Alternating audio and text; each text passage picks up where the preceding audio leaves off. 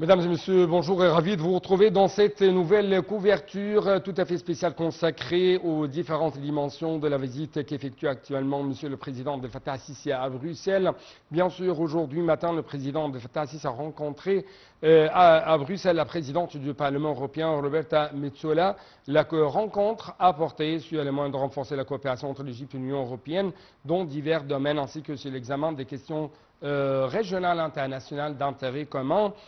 Bien sûr, l'Union européenne et l'Égypte ont de même signé un certain nombre d'accords, dont un paquet d'aide d'une valeur de 4 milliards d'euros lors du premier sommet entre les deux parties tenu dans la capitale belge, Bruxelles. Donc, nous avons actuellement l'honneur d'avoir avec nous en studio de l'International international Dr Ibrahim Bahiri, spécialiste en droit international. Vous êtes toujours le bienvenu sur l'International international. Bonjour, monsieur, bonjour. Merci. Et tout d'abord, j'aimerais vous poser cette question en général. Comment vous lisez cette visite qu'effectue actuellement Monsieur le Président Abdel Fattah al-Sisi, notamment quand on parle de ce premier sommet tenu à Bruxelles entre la partie égyptienne et l'Union européenne, qui représente presque 27 pays de l'Union européenne, dont presque 5 puissances économiques très fortes au niveau mondial.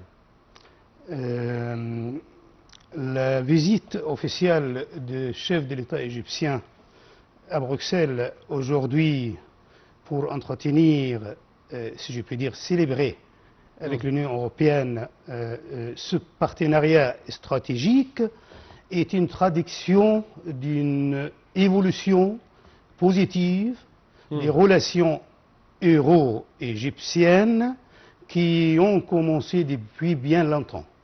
Comme on l'a dit souvent, et tout à l'heure peut-être, que le partenariat égyptien avec l'Égypte, le partenariat de l'Union européenne avec l'Égypte a démarré dans le cadre d'un accord d'association en 2001, mis en vigueur à partir de 2004.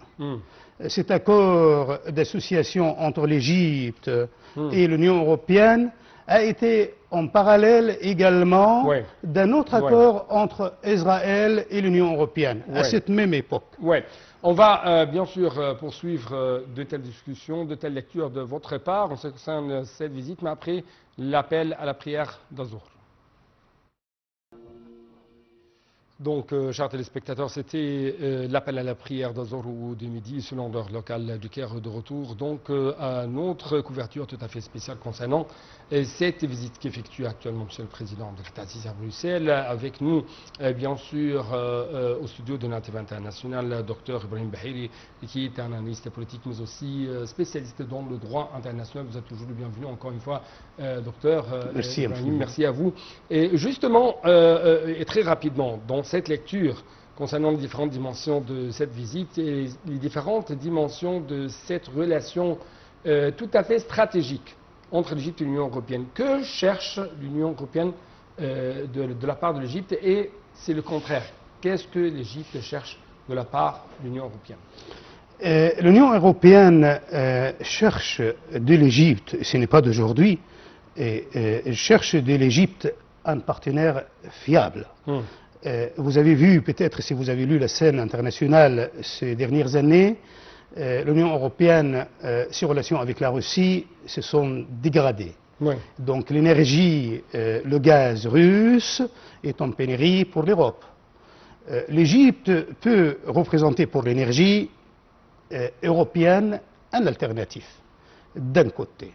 Donc de l'autre, l'Égypte pour l'Union européenne peut être une terre plus proche pour des investissements à long terme. C'est-à-dire, on a bien vu que les entreprises européennes avaient une politique de délocalisation vers la Chine, vers l'Indonésie, vers l'Est de l'Asie. Donc, est-ce que dans le cadre de ce partenariat stratégique, on ne peut pas dire que l'Europe cherche une terre pas très lointaine, plus proche de nous, une terre où la main-d'œuvre qualifiée peut être trouvée, une terre qui est la terre de l'Égypte, où les ressources naturelles existent.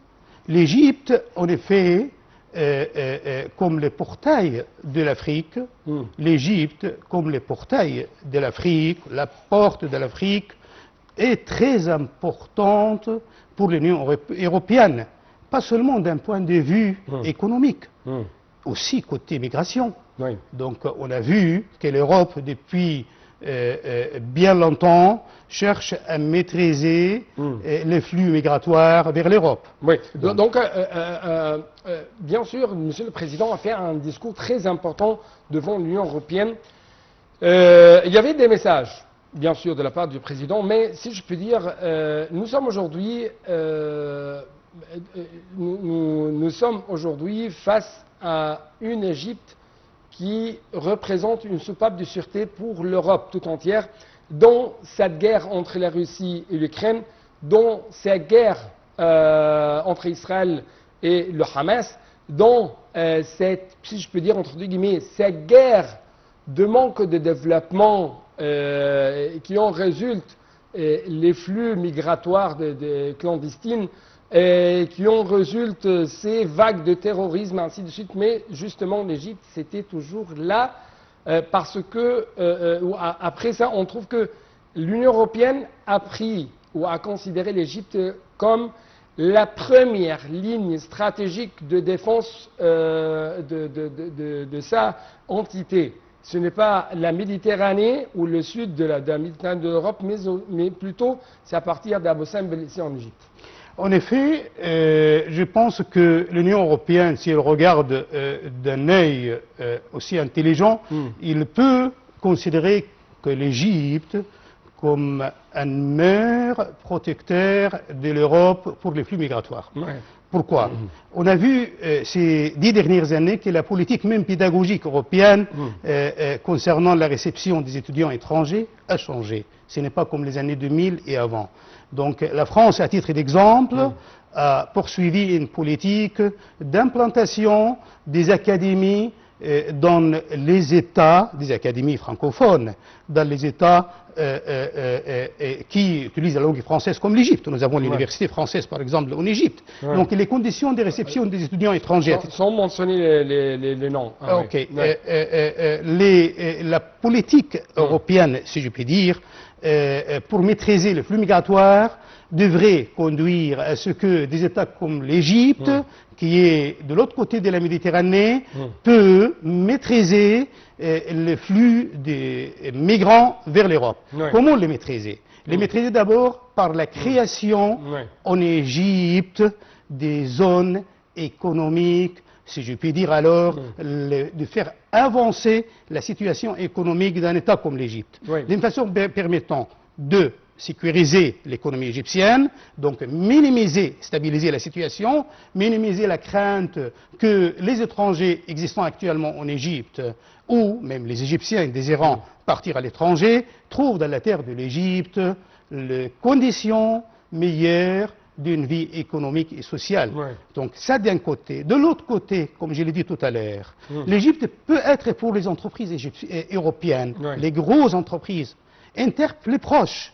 C'est-à-dire on peut réaliser à travers les investissements directs ou indirects étrangers en Égypte ce que les entreprises européennes réalisent actuellement dans les États de l'Est de l'Asie. La délocalisation faite par les entreprises européennes en Asie, seule s'est faite en Égypte, en créant des zones industrielles dans divers domaines dont l'Égypte a besoin. Ceci va faire bénéficier l'Égypte d'un côté, mais également va faire bénéficier l'Union européenne. Déjà, ouvrir des marchés, ensuite commercialiser ses produits, faire des économies en termes de dépenses, en termes de main-d'œuvre, en termes de transport, également maritime. Donc, dans toutes ces conditions, l'Égypte, aujourd'hui, stabilisée d'un point de vue sécuritaire, ayant une politique internationale modérée, reconnue, un système qui a consolidé sa situation dans la zone,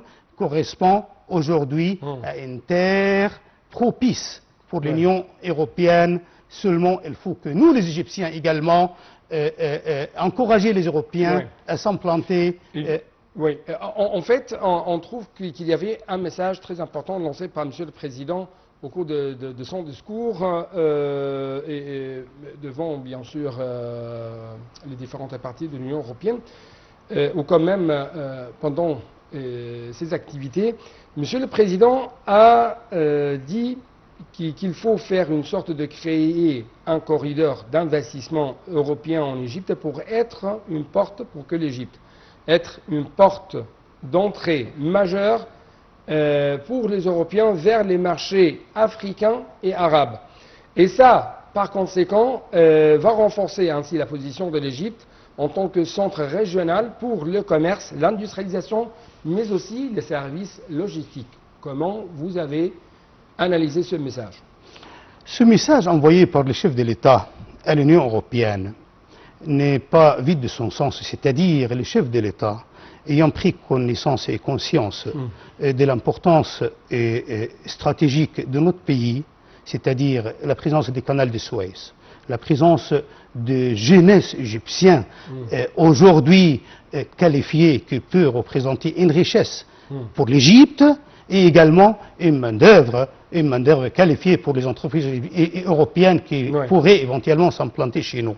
Donc, attirer les entreprises, les grosses entreprises européennes à s'implanter dans l'Égypte, qui est le portail de l'Afrique et également de l'Asie.